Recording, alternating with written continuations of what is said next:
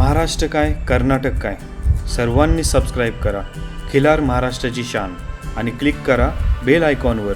Enjoy. नमस्कार मंडळी, खिलार महाराष्ट्राची शान या यूट्यूब चॅनेलवर मी सूरज दिघे आपल्या सर्वांचं सहर्ष स्वागत करतो. आज आपण एका शेतकऱ्याच्या दावणीला आलेलो आहोत. त्यांचं नाव आहे ओमकार सूर्यवंशी आणि त्यांच्या गावाचं नाव आहे यदगाव, तालुका कडेगाव, जिल्हा सांगली. सर्वात महत्त्वाचं जर म्हणलं तर त्यांच्या दावणीला असलेल्या गायीची पैदास आहे मंडळी.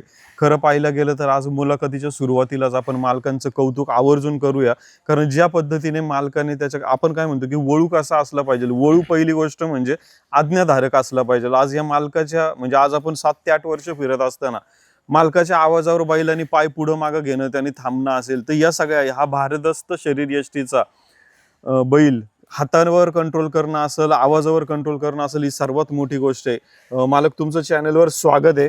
आम्हाला तुमचं संपूर्ण नाव, गाव, तालुका, जिल्हा, कुठं आहे गाव, इथला येण्याचा पत्ता सांगा अगोदर आम्हाला. नमस्कार. पहिल्यांदा तुमच्या चॅनलचं खिलार महाराष्ट्राची शान या चॅनलचं सहर्ष स्वागत करतो यदगावमध्ये. माझं नाव आहे ओंकार पांडुरंग सूर्यवंशी, राहणार यदगाव, तालुका कडेगाव, जिल्हा सांगली. माझा मोबाईल नंबर आहे 9325 97 70 60. मालक, हे तुमचं जे यदगाव आहे, समजा आम्ही सातारा भागाकडून आलो किंवा इकडून आष्टेकडून आलो तर कसा मार्ग इथं यायचा? सातारा पुसावळे हायवे रोड आहे, तिथून यदगाव म्हणून 2 किलोमीटर आत गाव आहे. तिथून इकडं सातारावरून आलं तर सरळ हायवेज आहे, कुठं काय अडचण नाही, काय नाही. इकडं आष्ट्यावरून आलं तर विटा, बलवडी ह्या मार्गे, आष्टा पोलीस मार्गे ह्या मार्गे विट्यातनं यदगाव. इकडं खरसुंडीला मायनी ह्या मार्गे यदगावमध्ये येतं. आता ह्या मेन रोड पासून किती किलोमीटर? 2 किलोमीटर. 2 किलोमीटर वरती. मालक, आता आम्हाला थोडंसं आम्ही ज्या पद्धतीने आज तुमच्या इथं आल्यानंतर बैलाची शिकवण असेल, तुमची सांभाळणी असेल, कौतुक आहे तुमचं मालक. तर आम्हाला हा बैल कुठल्या गायीचा आहे आणि ह्याचा बाप कोणी, ही सर्व माहिती द्या. हे आपल्या घरच्याच गायला झालेला, पहिल्याच व्यताला. आपली आहे गाय मानदेशी खिलारची आणि कोल्डोनचे मच्छिंद्र माळी मामा, त्यांच्यात सुंदर नावाचा बैल होता, त्या बैलाची ही पैदास आहे. मालक, आता एक गोष्ट पाहायला गेली तर आज बरेच जणांकडे आम्ही पाहतो की खोंड खरेदी करायचं आणि मग तयार करायचं आणि मग वळू क्षेत्रामध्ये यायचं. आज तुमच्याकडे एक गोष्ट आवर्जून पाहायला मिळते आम्हाला सगळ्यांना की तुम्ही तुमच्या घरच्या गायीचा खोंड आज वळू क्षेत्रासाठी तयार केलाय. काय आनंद आहे घरच्याच गायीचा खोंड तयार करण्यामध्ये? आनंद म्हणजे ह्याला जेव्हा 1 जानेवारीलाच ह्याचा 2023ला जन्म यायचा. आपण लहानाचा मोठा केला. पहिल्यांदा आपण पळवत होतो म्हणजे पाहिजे पुढे पळवत होतो. पळवून पुन्हा मग आपण याला वळू क्षेत्रात आपण चालू केला. 2 दातापासून आपण चालू केला. आतापर्यंत किती गायी भरल्या त्याच्यापासून? त्याच्याकडे आता एक 30-40 गाय आपण भरलेली. आता गायी भरण्याचे किती घेतो आपण? 1500 रुपये घेतो. किती लांबनं गायी आल्या तिथं? घरपोच बी जातोय आपण आणि इथे येऊन बी भरतोय. आणि लांब आपण लांबच्या येतात फोन. आता काल परवा दिवशी एक फोन आलेला खालनं इकडं, पुन्हा मागच्या टायमाला एक आलेला इकडं गोंदावलं, खालचं देवाचं गोंदावलं स्वामी समर्थान, तिकडं एक फोन आलेला. असं लांबनं फोन येतात, पण आपल्याला कसं अंतर लई लांब पडते, 200-250 किलोमीटर अंतर लांब पडते. मग आपण कमीत कमी किती 50-100 किलोमीटर? 100 किलोमीटर, 100 ते 110 किलोमीटर पत्र जाऊ शकतो आपण, का तर बैलाचं बी हे होतंय ना. आता आम्हाला ह्याची पैदास पाहिला आहे का अजून? नाही, अजून पैदास नाही. अजून किती महिन्यामध्ये पाहायला मिळेल पैदास? आता हे जी आता एक 8 महिन्याची एक गाय गाभ आहे पहिल्या स्टार्टची. एक 7-8 महिन्याच्या गाय गाभ चालू आहे आता. कलेढोणचे माळी यांचा जेव्हा आपण बैल भरला तर तेव्हा मला एक विचारायचं की मग आपण बैलाकडे काय म्हणजे तो बैल कसा काय सिलेक्ट केला? जवळ होता, काय विशेष काय होतं म्हणजे की तो सिलेक्ट केला? जवळ बी अंतर होतं त्या टायमाला, म्हणजे एवढं आपल्याला अनुभव नव्हता. म्हणजे बाहेरच्या आता कसं बघत आपण ह्या क्षेत्रात पहिल्यांदा ते बैलगाडी क्षेत्राचा आपण अनुभव घेतला. पुन्हा आता ह्या वळू क्षेत्रात बी आता ओळखी झाल्या त्यामुळे आपण अनुभव घेत आत्ता म्हणजे आपल्याला आता मला लय म्हणजे माहिती नव्हतं. मग आपलं जवळ ओळख आहे, माणसं चांगली आहेत, ती बी माणसं चांगली आहेत, ती बैल बी त्यांच्यापेक्षा चांगली असतात. मग त्यातला मग सावळ्या दाखवायचा होता. नाही म्हणलं मग ह्यो दाखवूया, म्हणलं आपल्याला ह्यो बैल पास आहे, मग ह्यो दाखवा म्हणून सांगितलं. मंडळी, कलेढोणचे माळी यांच्या दावणीचे आपण नुकतंच इंस्टाग्राम, यूट्यूबवरती मोठ्या प्रमाणात शॉर्ट व्हिडिओ असतील किंवा खरसुंडी यात्रेतले व्हिडिओ पाहिले. त्यांच्या दावणीला घट्ट शरीराची मजबूत फाउंडेशन, चौक असेल, शरीरयष्टीची बैल आपण पाहिली आणि त्यांच्याच दावणीच्या बैलाची पैदास त्याच पद्धतीचा घट्ट शरीर किंवा आपण आज काय म्हणू की आपण म्हणजे फाउंडेशन ज्या पद्धतीचं बैलाचं म्हणजे कुठली गोष्ट असो त्याचं फाउंडेशन सगळ्यात महत्त्वाचं असं उत्कृष्ट असं फाउंडेशन आपल्याला पाहायला मिळतंय.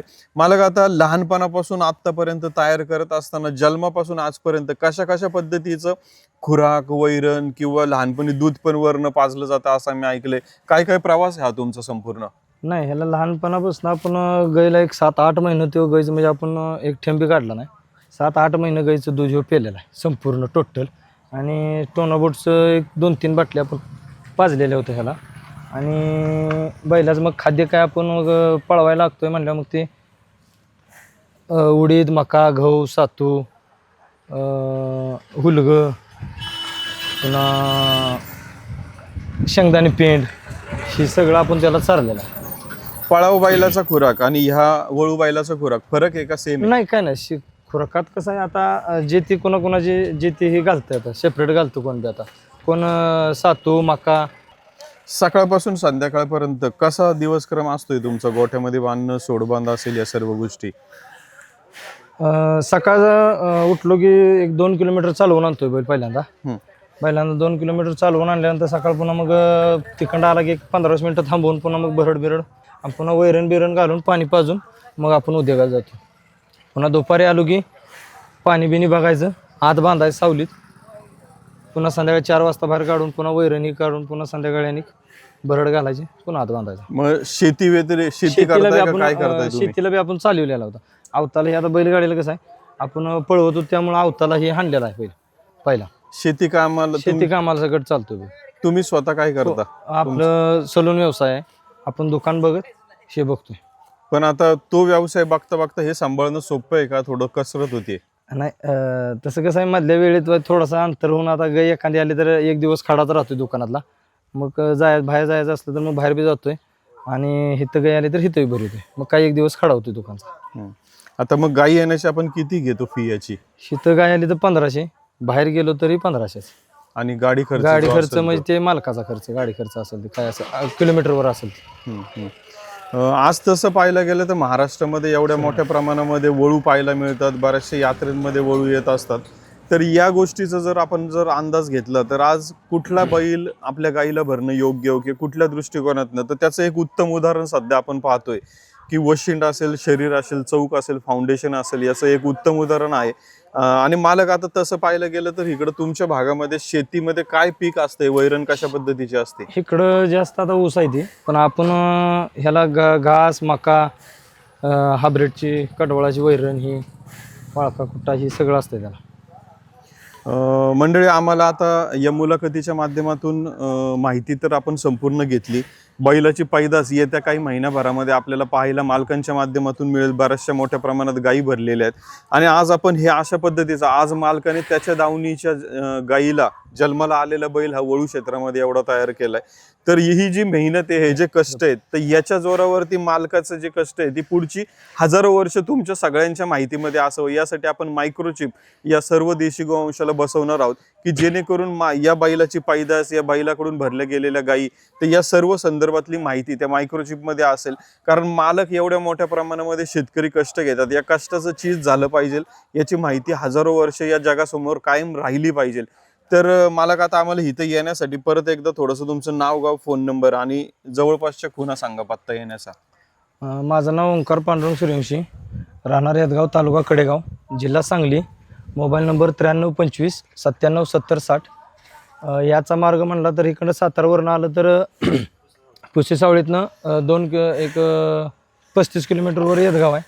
तिथून 2 किलोमीटर हायवेवरून खाली उतरायचं आणि हिकडं विटा पोलूस मार्गे हे तर यदगावमध्ये येतं. आणि हिकडं खरसुंडी मार्गे आला तरी मायनीतनं सरळ इथं यदगावमध्ये येतं. मंडळी, आज आपण एक पाहूया की पुण्या भागातनं किंवा कोल्हापूर भागातनं समजा आपण ह्या परिसरात येत असेल तर मध्ये सातारा एक सर्वात मोठा जिल्हा लागतो की जिथलं नाव हे तिथलं वळू क्षेत्रासाठी सातारा बऱ्याचशा मोठ्या प्रमाणात प्रसिद्ध आहे.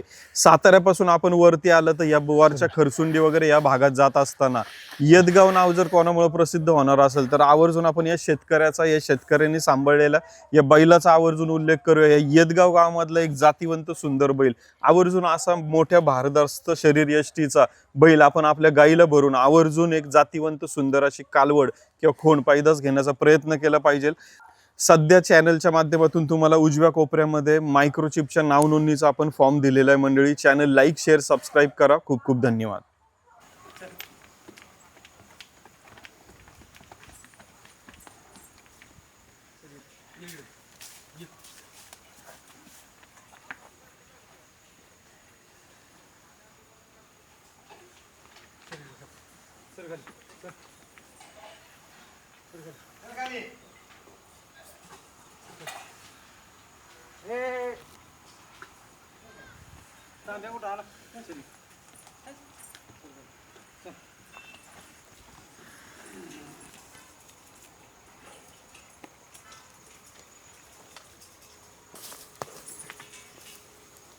तांब्या कुठे ठेवला होता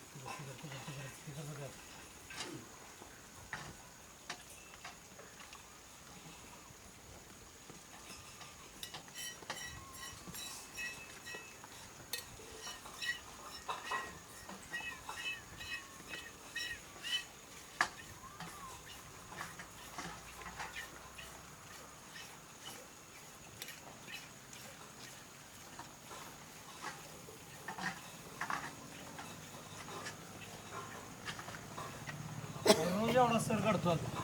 एक चढ काढतो का आपण? हो एकच. लात उचलत नाही त्याच्या वेळेस हा? त्या मोठ्या बैलाच्या वेळेस अजिबात नाही काढला त्या टायमाला. त्याला कसं करतोय वाय सवय लावायसाठी करतोय, पण पहिल्यापासूनच सवय लावली आहे. याला झाली ना काही की तेवढं वाय चेळा फोडून मग वासरू पाचतो पहिल्या तोंडाच.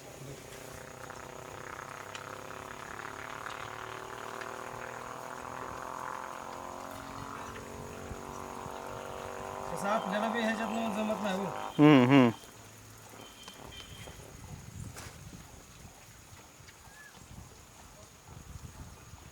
हात चालत नाही. दिवसभर दुकानमध्ये हात चालवून पुन्हा संध्याकाळी इकडे हात चालवायच नाही. अंक दुखतात ना. काय काय देशी गायला ती खाली पायाला बांधते ती आणि मग दारा काढते. बरोबर. तसं आपल्याला अजिबात नाही दारा काढायला लागत.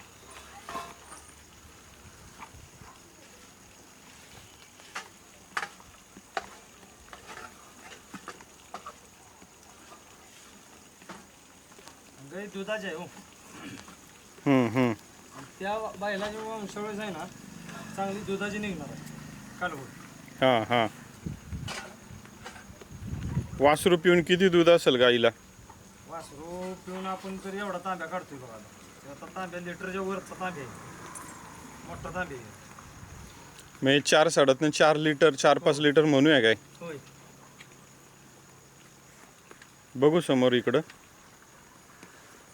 हे किती असणार आता? ही लिटर भरच आपण काढले आता. आता वासराला आपण कमी करत नाही तो. आता वासरू मोठं करायचं आपल्याला. खिल्लार महाराष्ट्राची शान